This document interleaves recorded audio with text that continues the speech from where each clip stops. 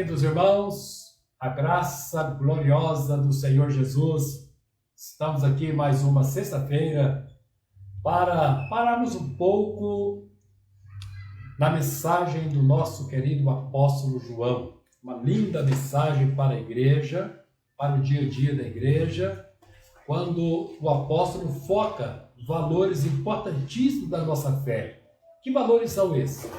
Se você quiser palavras bem pequenas para resumir a importância da gente conhecer a carta de João, ele vai trabalhar com o aspecto comunhão. A nossa comunhão com Deus é a nossa comunhão com os irmãos. E ele vai mostrar aí impedimentos para essa comunhão e chamar a nossa atenção para que a gente fique atento, para que esses impedimentos sejam removidos, nossos valores, nossos princípios sejam reafirmados, os princípios da nossa fé. E todos nós queremos crescer nesses valores, todos nós queremos crescer na nossa vida cristã. Se nós a compararmos com uma longa estrada, nós não podemos parar de caminhar, temos que avançar todos os dias. Cada dia a gente tem um desafio nessa longa estrada da vida cristã.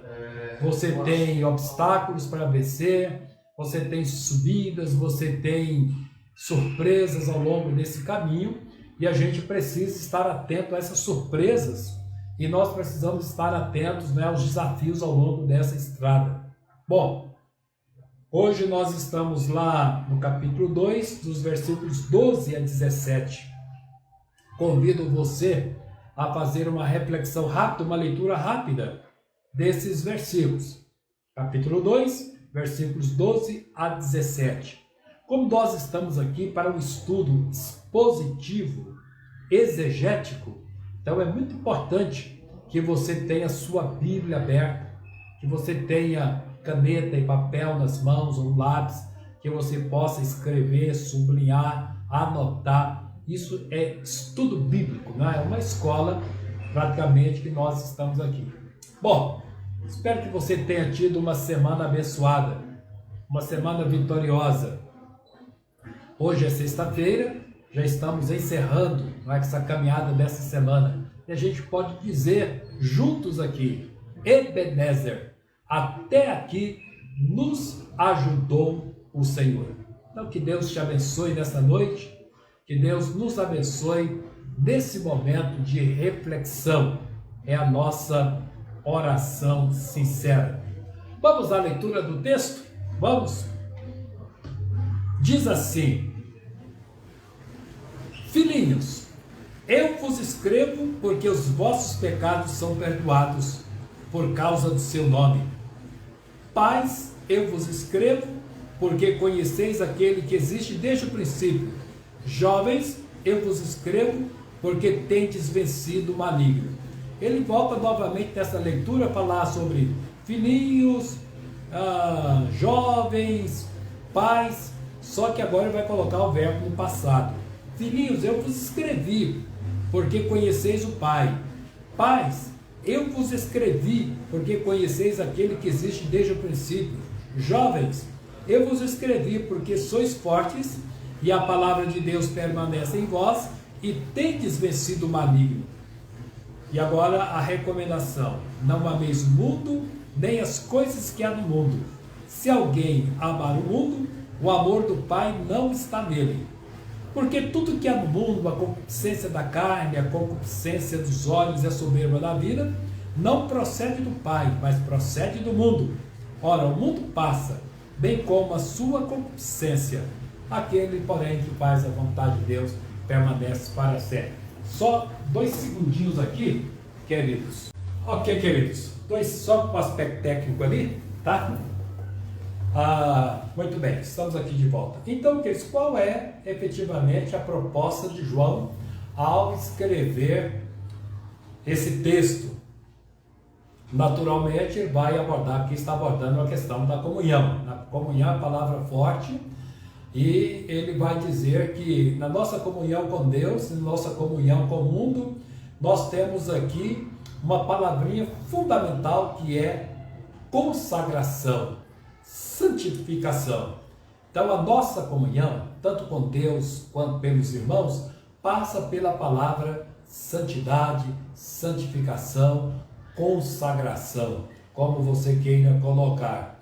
E quando se fala mundo, esse sistema que nós estamos vivendo, o estilo que há no mundo, alienado de Deus, queridos, nada tem a ver com a nossa profissão de fé, a nossa confissão de fé. Tem nada. É como água e óleo. Colocar o mundo e a igreja um ao lado do outro é como você colocar água e óleo. Os dois não se identificam, os dois não se misturam, não tem como um se identificar com o outro, porque a natureza deles são totalmente diferentes, né? Diametralmente opostas. Então ninguém pode amar o mundo com as suas atrações vis e dizer que ama a Deus ao mesmo tempo. E lembrando que aquele tema que a gente vem discorrendo há muito tempo, santidade é uma exigência moral do Evangelho. Então, entre todas as exigências morais do Evangelho, santificação é uma delas. E a gente coloca aqui, irmãos, a nossa vida cristã num tripé. Mas que tripé é este? Você tem salvação, você tem santificação e você tem comunhão. Então a nossa fé cristã, não é, repousa nesse tripé, que é salvação, santificação e comunhão. Não existe, praticamente um não vai existir sem o outro. Essa questão de cristianismo isolado, eu vou ser cristão sozinho do meu jeito e não preciso de ninguém perto de mim, nem de pastor, nem de irmão consagrado, isso é uma farsa, né? A Bíblia enfatiza com todas as letras maiúsculas o valor da nossa comunhão. E a nossa comunhão com Deus é a comunhão com os nossos irmãos, e esta é a mensagem de João. Na verdade, João aqui está combatendo falsos mestres, falsos profetas.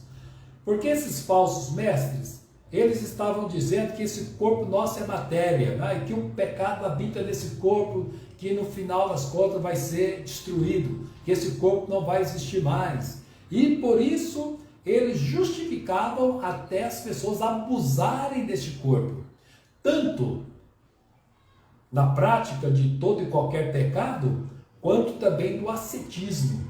Então não tinha problema nenhum essas práticas pecaminosas com esse corpo, uma vez que esse corpo vai ser destruído. Mas a verdade bíblica é outra. Vamos lá, quero te levar ao versículo 12. Vamos ao versículo 12. O que é que diz? Filhinhos, eu vos escrevo porque os vossos pecados são perdoados por causa do seu nome. Irmãos, a mensagem da graça é maravilhosa. Olha que coisa linda, olha que linguagem afetiva, olha que linguagem carinhosa. Filhinhos, você nunca verá a lei abordando as pessoas de filhinhos, porque a lei ela é muito dura, a lei é muito cruel, a lei é muito impositiva.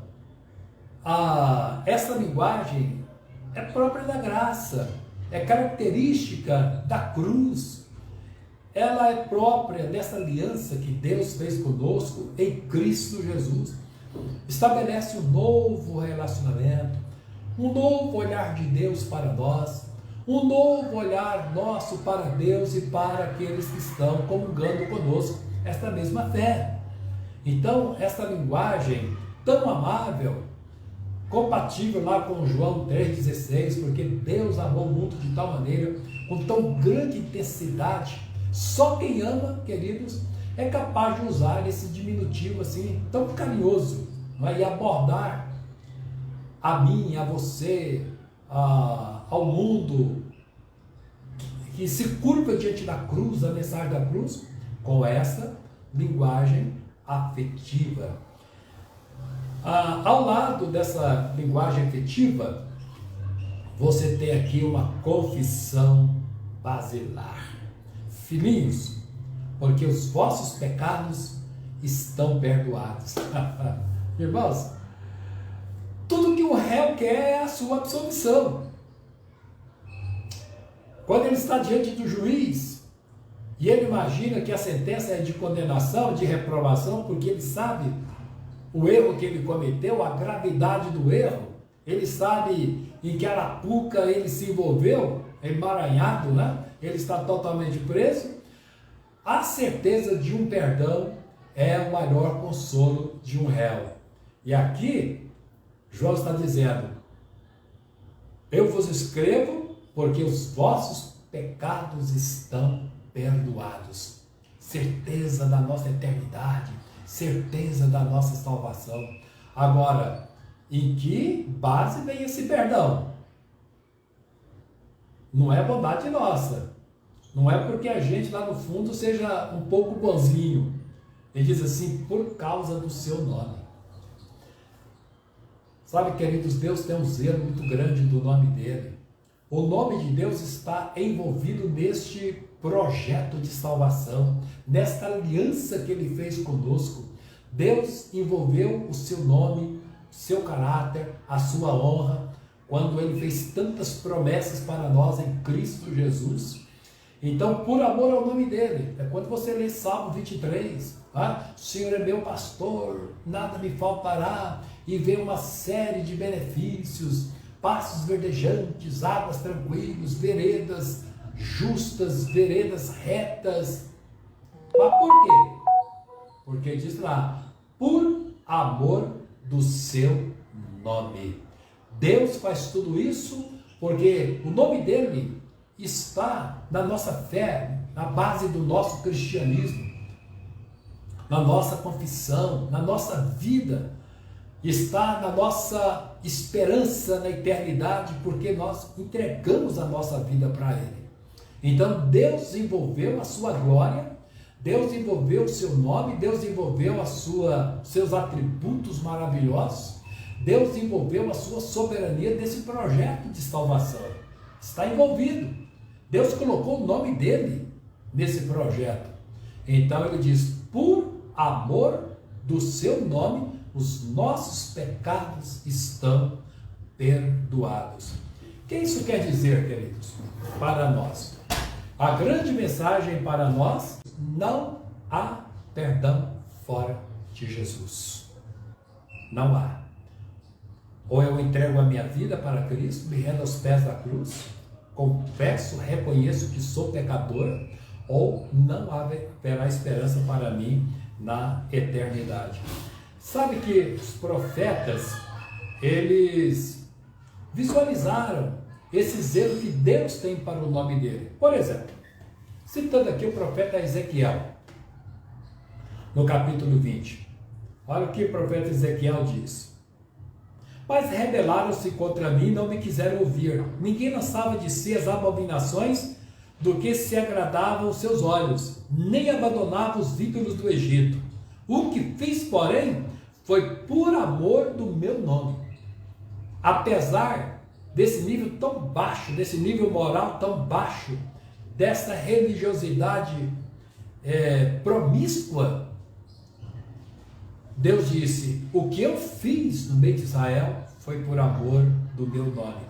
Aí lá no capítulo 36, versículo 22, o profeta volta a dizer: dize, portanto, a casa de Israel: assim diz o Senhor Deus, não é por amor de vós que eu faço isto, ó casa de Israel, mas pelo meu santo nome. O nome de Deus está envolvido nesse grande projeto de salvação. E essa é a expressão, queridos, da graça, não é? Essa é a expressão do grande amor de Deus. Salvação por amor do seu nome. E está claro que o único meio dos homens alcançar a eternidade com Deus é através de Jesus. Atos capítulo 4, versículo 2 diz: e não há salvação em nenhum outro, porque nenhum outro nome há dado entre os homens pelo qual importa que sejamos salvos. Nenhum outro nome há dado entre os homens que eu possa ser salvo, que você possa ser salvo. Aí lá no capítulo 10, versículo 38, também é um outro verso bem conhecido. como Deus ungiu a Jesus de Nazaré com Espírito Santo e com poder, o qual andou por toda parte, fazendo bem e curando todos os oprimidos do diabo, porque Deus era com ele. Então, quem recebeu este selo, quem recebeu este pacto, quem recebeu essa missão de salvar os homens, foi Jesus. Não há esperança fora dele. Não há. Mas, tudo bem, eu te levo para o versículo 13. Vamos lá, versículo 13. 13 e 14. Esses dois versículos, 13 e 14. Aí ele vai dizer assim: pais, eu vos escrevo porque conheceis aquele que existe. Desde quando? Desde o princípio. Jovens, escrevo porque tendes vencido o maligno. Filhinhos, eu vos escrevi porque conheceis o Pai. Pais, eu vos escrevi porque conheceis aquele que existe desde o princípio. Jovens, eu vos escrevi porque sois fortes e a palavra de Deus permanece em vós e tendes vencido o maligno. Vocês notaram aqui que nesse versículo 13 e 14, o nosso querido apóstolo João, ele faz uma questão de mexer com toda a faixa etária da nossa vida. Aqui tem o infante, aqui tem o adolescente, a criança, tem adolescente, aqui tem o jovem, aqui tem o adulto e aqui tem o idoso. Todas as faixas etárias estão aqui nesses vocativos do nosso querido apóstolo. Aí ele cita duas vezes. Duas vezes ele fala filhinhos, duas vezes ele fala jovens, duas vezes ele fala pais e duas vezes ele chama a atenção para o maligno. Este opositor, esse que se levanta contra nós no dia a dia, esse que procura dificultar a nossa caminhada nesse propósito de servir a Deus. Queridos, o Evangelho é para todo mundo. O Evangelho é para toda a faixa etária. O Evangelho não é apenas para os idosos que já estão praticamente com o pé na cova. Essa questão, hoje eu sou jovem, preciso desfrutar a vida, eu preciso agarrar as oportunidades que surgem para ir para desfrutar, para ganhar a vida. Lá na frente eu vou pensar na minha fé, lá na frente eu vou pensar na eternidade. Queridos, o Evangelho é para todos, porque a morte também é. A morte vem para os infantes, a morte vem para as crianças, os adolescentes, para os jovens, para os adultos e, naturalmente, para os idosos. A morte vem, inclusive, para crianças que nem saíram do útero da mãe. Algumas são assassinadas no útero da mãe. Mas quando vem a vida, queridos, quando a pessoa chega à idade para raciocinar, para pensar, para começar a ter suas convicções. Você sabe, né? Uma criança que sabe quando faz alguma coisa errada. Se a mãe perguntar quem foi que pegou o chocolate, olha, às vezes o dedinho faz isso. Não fui eu, não fui eu. Não é? Mas a criança tem o conceito do certo e tem o conceito do errado. A partir desse momento que ela perde a inocência e tem convicção de erros que ela pratica, do certo e do errado, ela já tem o seu raciocínio crítico. Alguém sempre pergunta, quando é que uma criança, ela perde essa inocência? Se você quiser uma resposta bíblica, uma criança perde essa inocência quando ela perde a capacidade de andar nua diante das pessoas. Uma criança assim, na sua mais tenra idade, nos seus primeiros meses de vida, para ela tanto faz estar com roupa como sem roupa. Para ela é a mesma coisa. Ela não faz distinção nenhuma. Mas ela vai crescendo e chega um momento que ela vai perder a capacidade de andar sem roupa. Então ela perdeu a sua inocência. Ela já tem aí uma dose de maldade. E o Evangelho pega essas pessoas desde essa idade até a idade mais adulta, porque a morte também pega. Não é verdade?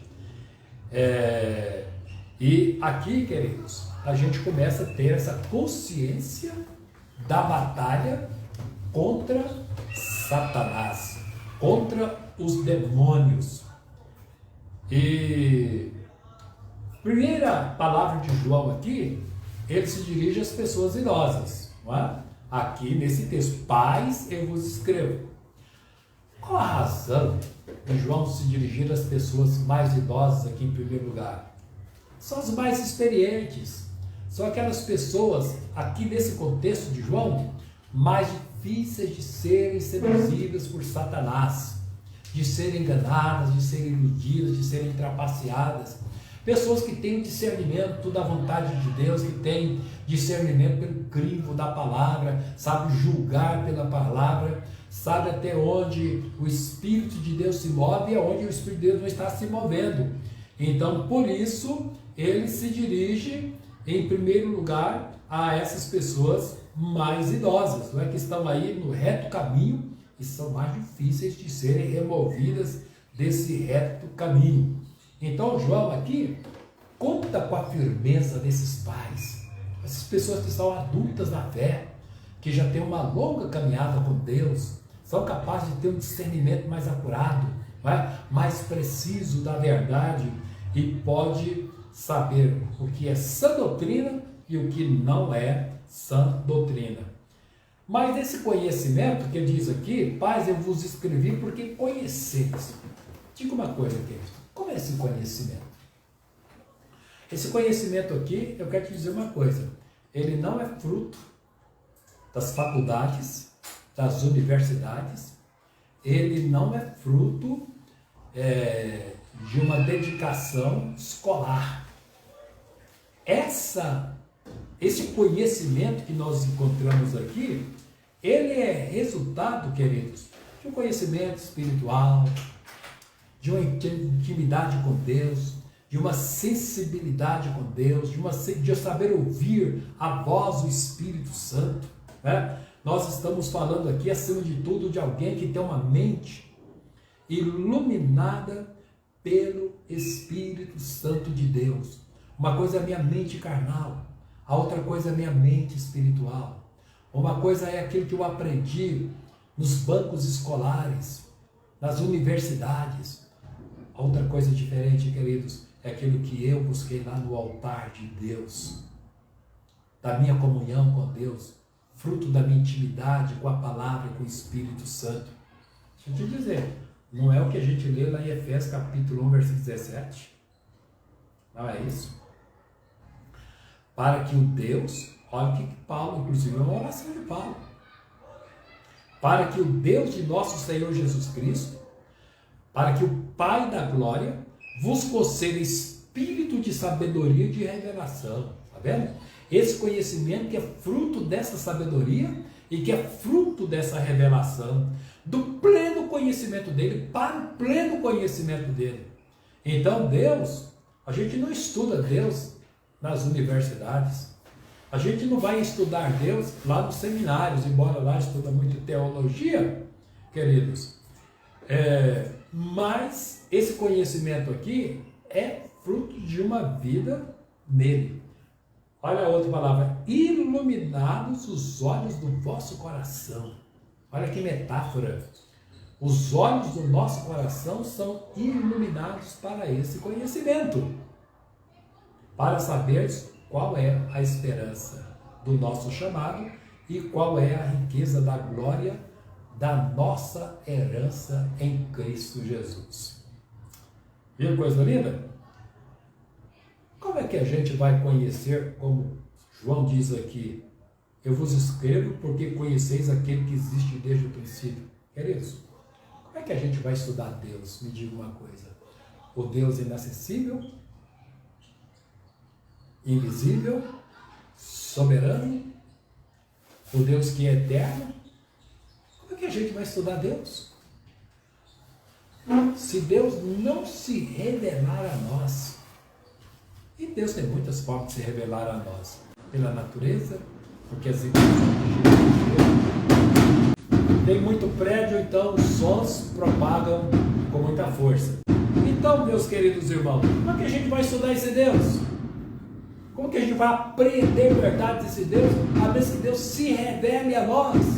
Ele se revela pela natureza, Deus se revela a nós pela sua palavra, Deus se revela a nós das nossas experiências também com Ele, não é? As nossas experiências com Ele. Então, meus queridos, João entendeu isso. A mesma forma de começar a sua carta, ele começa o Evangelho, a coisa ali está animada, né? Para de jeito nenhum. Então, gastando tempo.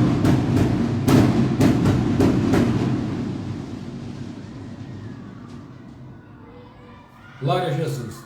Parece que acabaram os fogos lá. Parece que acabaram. Então, queridos, note como João começa a carta dele. A forma como ele começa a carta é a mesma forma como ele começa o Evangelho, mostrando esse Deus que existe desde o princípio. Por exemplo, lá no Evangelho de João diz assim: no princípio era o verbo. No princípio. Que princípio? O princípio da eternidade passada, lá na eternidade passada. E aqui na sua carta, ele diz a mesma forma, o que era desde o princípio. Aquele que existe desde o princípio. Como é que você vai conhecer esse Deus? A mesma forma de conhecê-lo, queridos, além da revelação de Deus na natureza, além da revelação de Deus na sua palavra, que é perfeita, Deus também tem uma forma muito pessoal de se revelar a cada um de nós. Não é? Quando nós vamos para o altar dele. Essa é a grande verdade. Então, depois de se dirigir aos pais, agora ele vai dirigir a quem? Ele vai dirigir aos jovens. E aqui não é um jovem qualquer não. Aqui é um jovem muito especial. Porque ele vai dizer assim: jovens, eu vos escrevo porque tendes vencido o maligno. Olha aí, queridos. Aqui é um jovem muito especial, porque esse jovem, além de ter a característica da força física, dessa juventude, da beleza da juventude, este jovem também tem a beleza da vida espiritual. Tá? Ele tem unção de Deus, ele tem unção do Espírito Santo, aqui ele tem graça, aqui ele tem poder de Deus, aqui ele tem graça dos céus. Então esse jovem está mais identificado com Deus, totalmente identificado com Deus na vida, no seu caminhar, nas suas ambições de cada dia, nos seus anseios pessoais. Esse jovem aqui tem cheiro de Deus, esse jovem tem cheiro de Jesus, esse jovem tem cheiro do Espírito Santo, e as coisas funcionam com ele de nível diferente. Por isso que João diz: eu vos escrevo, jovens, porque tendes vencido, sois fortes e tendes vencido o maligno. Quando a gente está falando de jovens, nós estamos falando em força. Mas o que não adianta ter a força de Sansão se o caráter é tão fraco, se o caráter é tão frágil? Né? Aqui nós estamos falando de um jovem que não só é forte fisicamente, na beleza da sua juventude, como também, queridos, na beleza do seu relacionamento com Deus. Os judeus não entenderam isso. E quando Jesus vai falar sobre os judeus, lá no Evangelho de João, condenar, reprovar aquela religiosidade falsa dos judeus, Jesus disse: vós sois do diabo, que é vosso pai. Misericórdia, queridos. Jesus dirigir-se a um grupo de pessoas com essa forma tão comprometedora. Vós sois do diabo e ele é o vosso pai, e quereis satisfazer-lhes os desejos. Ele foi homicida desde o princípio e jamais se firmou na verdade, porque nele não há verdade. Quando ele profere mentira, fala do que é próprio, porque é mentiroso e pai da mentira. Como vencer o diabo se é filho dele? Como vencer o diabo se foi gerado por ele? Como vencer o diabo se está pactuado com ele?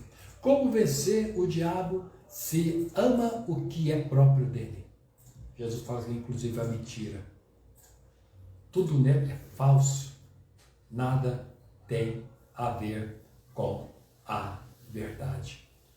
Como nós vamos, queridos, vencer Satanás? Sem as exigências morais do Evangelho. Lembra daquele tripé? A nossa salvação, a nossa santificação, nossa consagração e a comunhão no altar de Deus, tanto com Ele quanto aqueles que estão ao nosso redor. Aí, por último, João vai dirigir-se às criancinhas, os filhinhos, que aqui é criancinhas. E ele vai dizer para esses filhinhos: eu vos escrevi porque conheceis o Pai.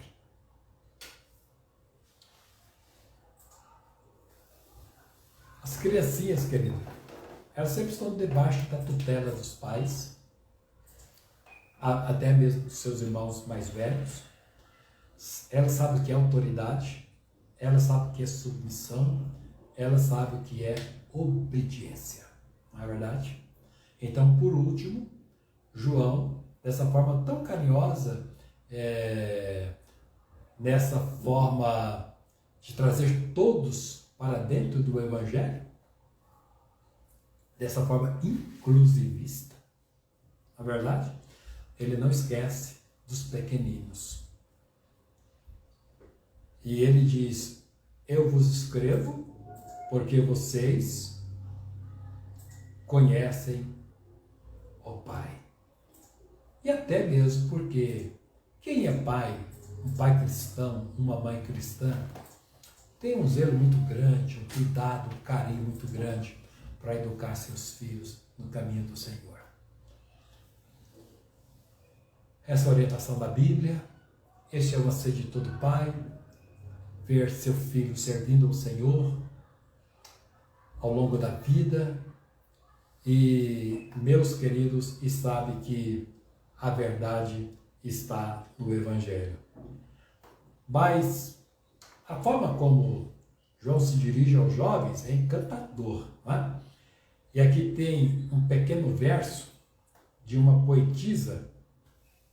Eu quero trazer esse pequeno verso para vocês, porque traduz essa alma de João, quando essa poetisa diz: dá o melhor que tens ao mestre, dá das forças de tua juventude, lança o ardor fresco e intenso da alma na batalha em prol da verdade. Jesus nos deixou o seu exemplo. Foi ele flexível, jovem e corajoso.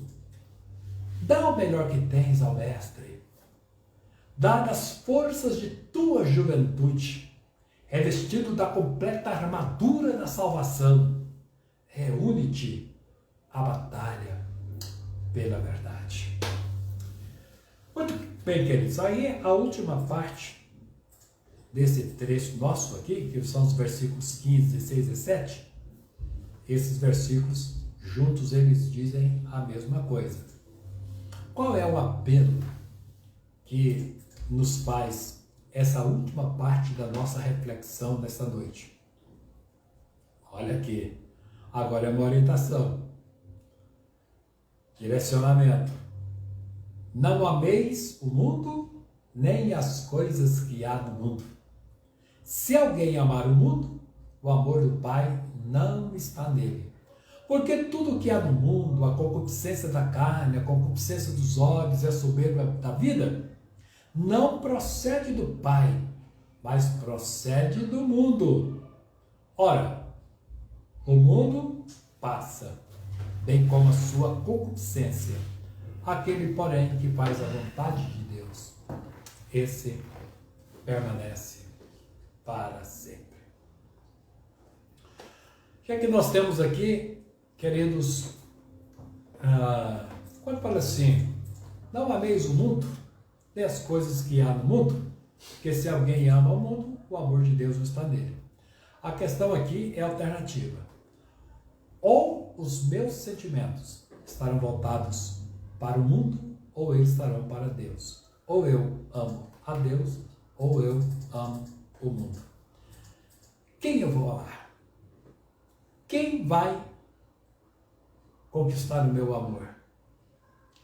De qual deles eu serei cativo emocionalmente? Deus ou o mundo.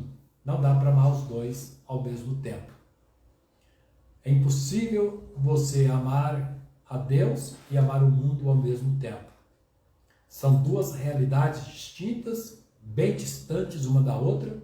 Não dá para você ficar com um pé no mundo e outro no altar de Deus. Dizer assim, eu estou mais ou menos com o pé no altar e o pé no mundo e vou me equilibrando aqui até ver aonde eu faço a decisão final. Isso é impossível. Isso não existe. Um pé no altar e outro pé no mundo. As duas coisas não são verdadeiras. Qual é o grande mandamento? Amarás o Senhor teu Deus de todo o teu coração, de toda a tua alma e de todo o teu entendimento. Marcos acrescenta também de todas as tuas forças. Amarás o Senhor teu Deus prioritariamente. Queridos, quem ama Deus de todo o coração, de toda a alma e de todo o entendimento, não sobra espaço para amar o mundo. Essa pessoa vai ter repúdio pelo mundo, vai repudiar esse estilo de vida podre, pecaminoso, esse estilo de vida envolvido com toda forma de degradação moral. Quem ama a Deus não terá como amar ao mundo, porque são pontos opostos, eles estão diametralmente opostos. Aqui ama um ou ama outro.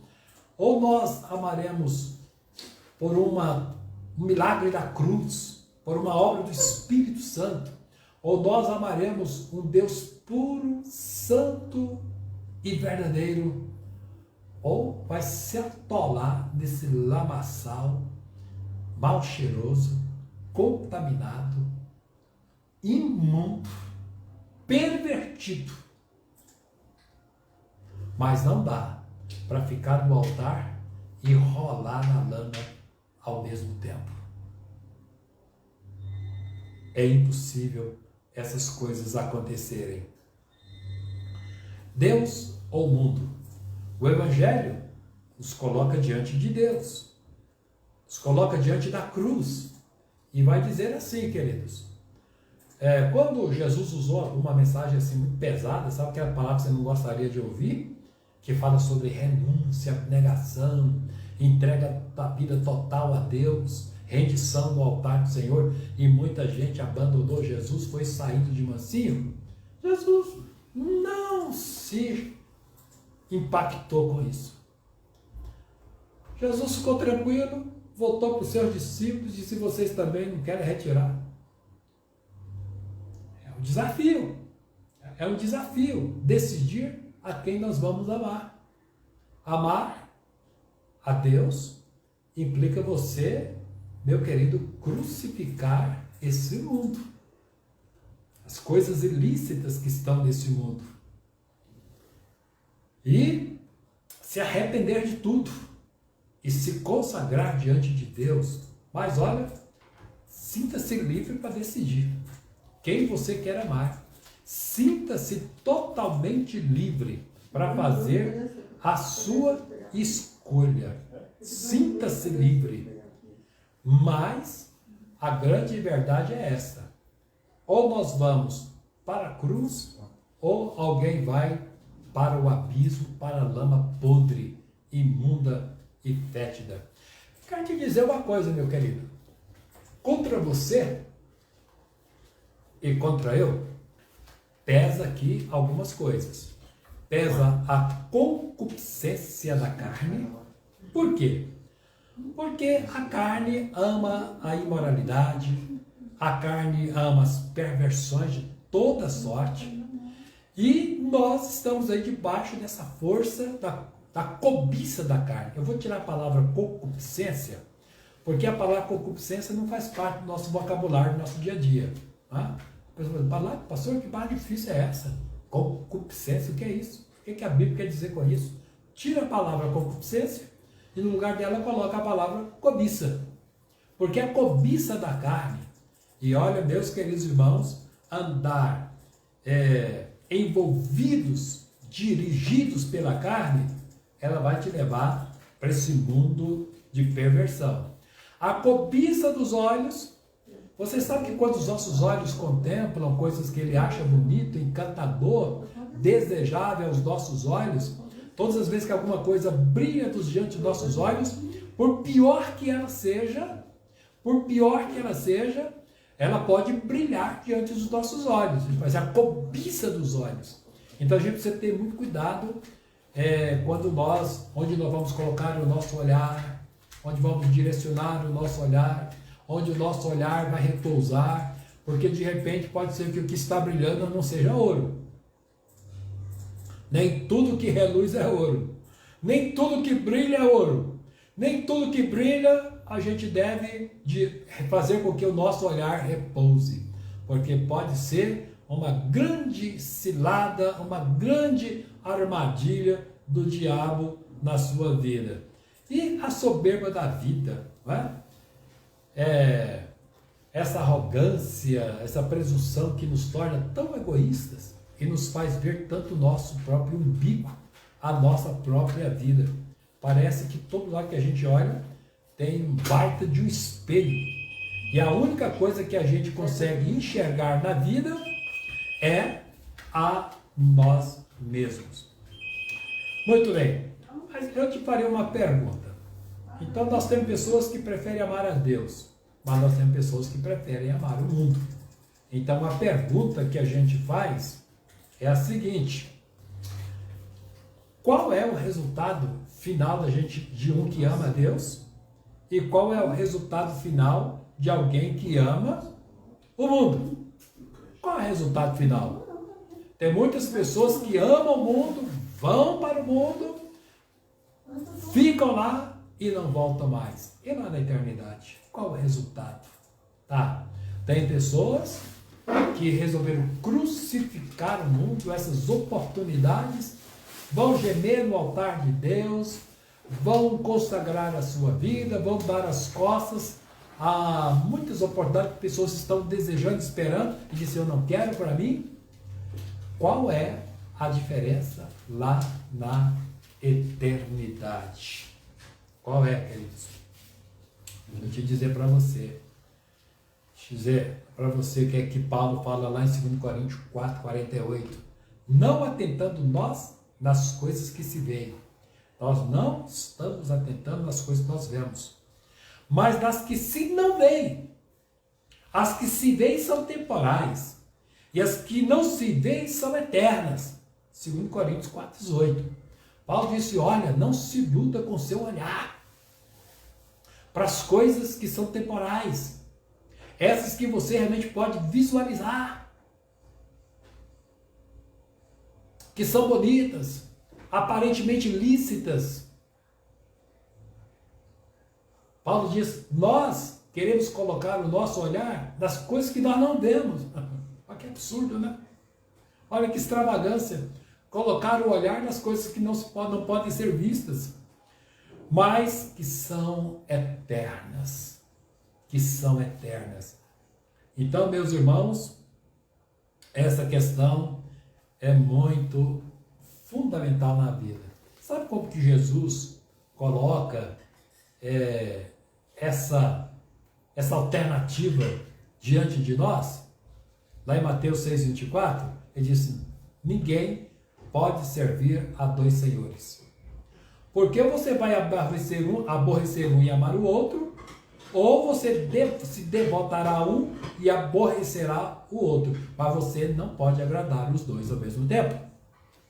Você não pode agradar a Deus e o diabo ao mesmo tempo. Ou você vai se devotar a Deus e contrariar Satanás, ou você vai amar Satanás e você vai aborrecer a Deus.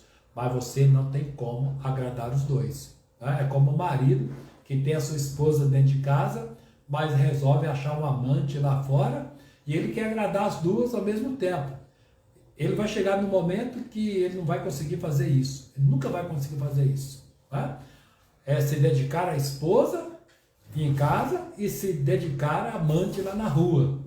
Ele não vai conseguir fazer isso, agradar as duas de forma alguma. Ou vai honrar uma e vai chutar a outra, mas uma decisão radical ele vai ter que tomar. E aí João passa a enumerar esses desejos, né, prejudiciais dessa forma aí, com cobiça da carne, cobiça dos olhos e essa arrogância da vida que faz com que a gente só nos vê a nós mesmos. Né? Eu estou dentro da sala dos espelhos. Toda parte que eu olhar, eu vou me enxergar, eu vou me ver pelos ângulos que eu gostaria de me enxergar. E aí, meu querido irmão, eu vou terminar essa reflexão trazendo um texto bem conhecido de Romanos. E aqui é para você e aqui é para mim. Quando nós falamos, eu decidi pela cruz, eu decidi pela fé, eu decidi pelo meu Deus, eu decidi pelas coisas eternas, pelos valores eternos.